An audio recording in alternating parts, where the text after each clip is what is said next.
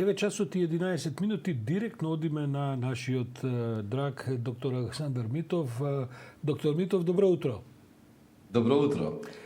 Често пати разговараме за теми во овие наши утрински здравствени брифинзи кои што можеби не се толку чести во општата јавност и така натаму, а денеска се договоривме да проговориме малку за една тема која што веројатно многу ретко, ако не и најретко ја има кога се говори за здравието на граѓаните и воопшто за состојбите со здравието, а тоа е здравието на работното место. Мислам, поминуваме голем дел од времето на работното место, а тоа е прилично популарен тренд да се разговара во светот. Кај нас не толку популарен. Дали не мислите колку може да се подобри здравието на самото работно место? Изненадувачки многу. Значи, според сите тие статистики кои што сега веќе ги добиваме во изминатите 2 децении, колку што земаат замав овие програми за подобро здравје на работното место, се испоставува дека работното место и тоа како било една одлична локација каде што можеме и тоа како да го подобриме здравјето на вработениот или општо на граѓаните. Прво и основно, веројатно станува збор за доста долго време, пројдено таму, 8 часа, нели, во просек, на ден, и тоа како не е малку време кое што ако барем еден мал дел инвестираме во здравјето на вработениот, секако дека ќе даде резултат. Второ, има разноразни начини на мотивирање или инсентивирање, како што од англиски, ако го преведам на македонски зборот, дека има многу начини како работното место може да го стимулира, еве го подобриот збор, да го стимулира вработениот да си ги менува навиките во подобар правец. И трето, се испоставува дека во таа една спрега на интереси, сечие добро е и за вработениот, и за тој што вработува, и за државата, фондот за здравствено осигурување. Буквално станува збор за една така наречена win-win-win ситуација, кога сите три инволвирани страни имаат многу да добијат и одговорот е едноцврсто да, значи здравието на поединците на работното место и тоа како може да се подобри. Јас отсекогаш сум говорил дека ова моје работно место каде што јас и колегите поминуваме по 3-4 часа секој утро на ова столче во студиото, разговараме меѓу другото и со вас и така натаму, би било многу поубаво кога би било во природа, како колешката Елизавета Спасеновска се јавува од локации низ паркови и така натаму, но тоа е што е. Меѓутоа, претпоставам дека не се работи само за физичкото здравје. Тоа е еден дел од проблемот. Веројатно има многу последици за менталното здравје околу тоа како се чувствуваме и што правиме на работа. Интересно е, знаете, дека цел овој тренд почна пред се со фокусирање околу здравието физичко, да речеме. Почна преку тоа добра храна, физичка активност, програми за тренирање, пристапни карти, разноразни други работи кои што на било кој начин може да го стимулираат тој дел од животот. Меѓутоа, за многу брзо време се увиде дека компаниите испуштаат многу, доколку не го инвестираат вниманието не само на овој дел, да речеме така, хардверски, храна, физичка активност и други работи, меѓутоа и софтверскиот дел, односно во делот на токму на менталното здравје. Впрочем, се испоставува дека стресот, создаден од работното место, дека ефектот, како што на англиски се нарекува на burnout или на согорување на вработените, кој што извонредно присутен и кај нас, само што не се зборува за него толку, представува можеби и поголем дел од цела оваа приказна. И многу од симптомите кои што потекнуваат, лошо расположение, анксиозност, депресивни моменти, сето тоа кај голем дел од населението всушност е поврзано токму со работното место. И решавањето на работите е најпрактично таму каде што е самиот извор.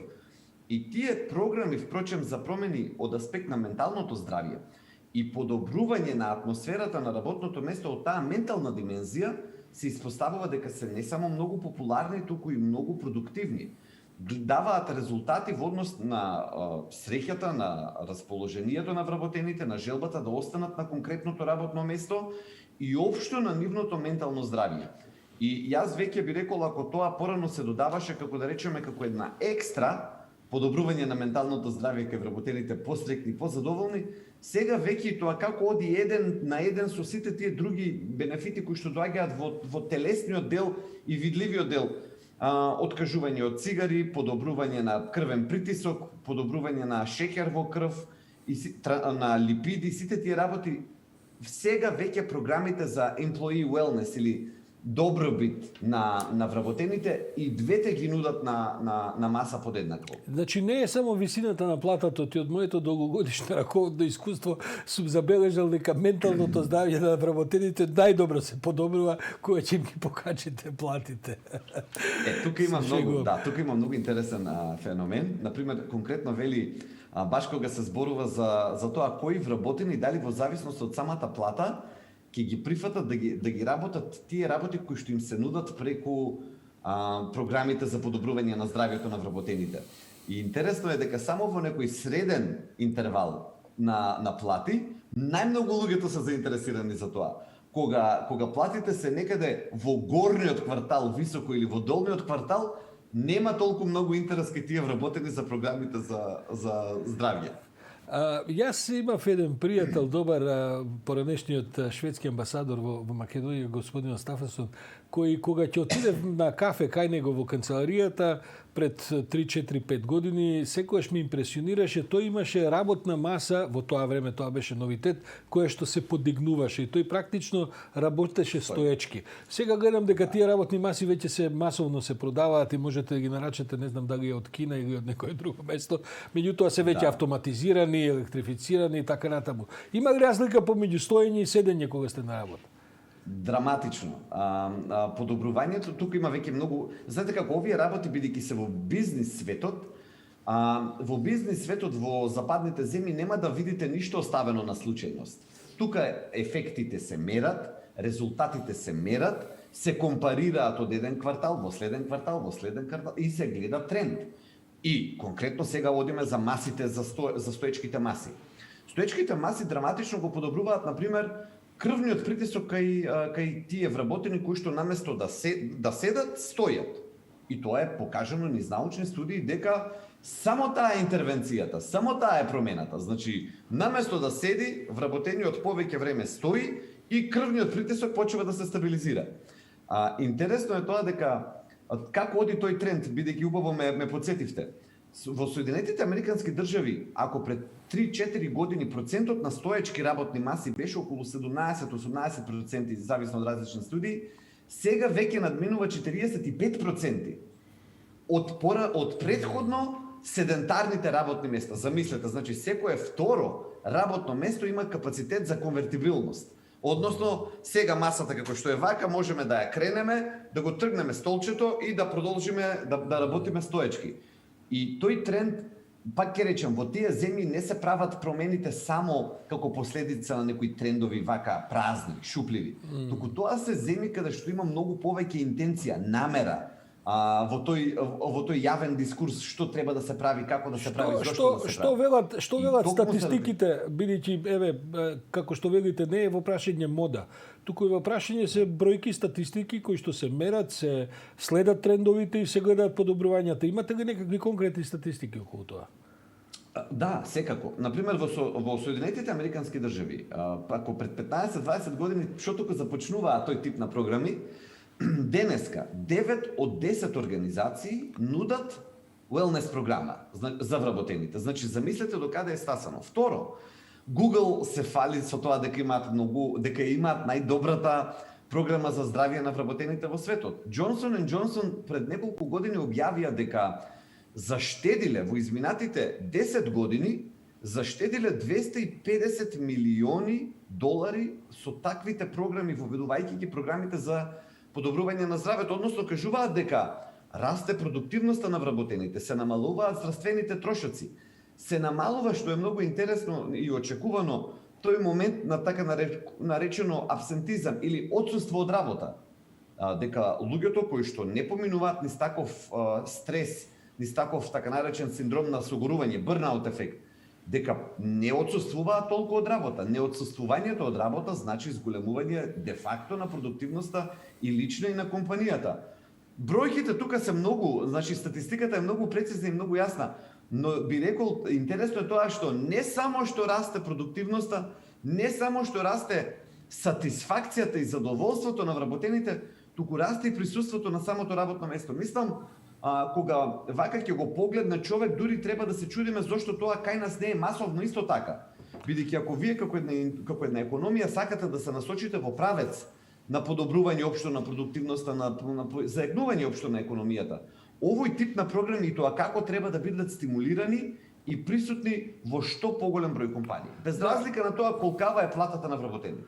Да, тоа е занимљиво, бидејќи ова се убаво звучи, ние наведуваме американски примери, европски, овој амбасадор, оној амбасадор. Како е во Македонија, доктор Митов? Имате ли вие некакво искуство? Сте сретнали компании, знаете ли за компании кои ги прилагуваат во оваа смисла своите поддршки и понуди за вработените? Лично знам неколку и соработувам со неколку, тоа се клиенти, нормално не можам да ги без дозвола да ги кажеме имињата, но за жал го гледам тој тренд дека сега веќе се јавува и бидејќи комуницираат меѓусебно нели раководителите, директорите многу често, почнува да се појавува една позитивна компетиција во тој правец, едно позитивно чувство за надпревар за тоа да се изгради подобра програма во овој дел, бидејќи навистина секој човек кој што малку почесто излегувал од Табановце нагоре, како менаџер, како директор, било како има комуникација со остатокот од светот, му е кристално јасно дека ние веќе сме позади, дека ние веќе доцниме. Меѓутоа, мислам дека само треба да се седне и да им се објасни добро на луѓето која е продуктивноста. Знаете како? Дури и под наводници би дал пример, не во негативна конотација, но дури и таму каде што вработените седат цело време и платите не се високи, да речеме во една индустрија шивачка присутна во Македонија, и тоа како и за компанијата може да биде добро и за вработените може да биде добро, доколку се посвети внимание на неколку детали кои што и тоа како ќе бидат осетени во сите правци во едно подобрување. Мислам дека ова е еден бран кој што наскоро ќе ја зафати во целост и нашата земја, и тоа ќе биде за заедничко добро и за вработените и за работодавачите. Доктор Александар Митов, и ова утро го исполнивме со многу практични и поучни совети. Ви благодарам за овој утренски брифинг и за здравствен, да кажем, брифинг и со тоа каде сме и што сме во однос на некои убави практики во светот. Благодарам уште еднаш, се гледаме идната среда.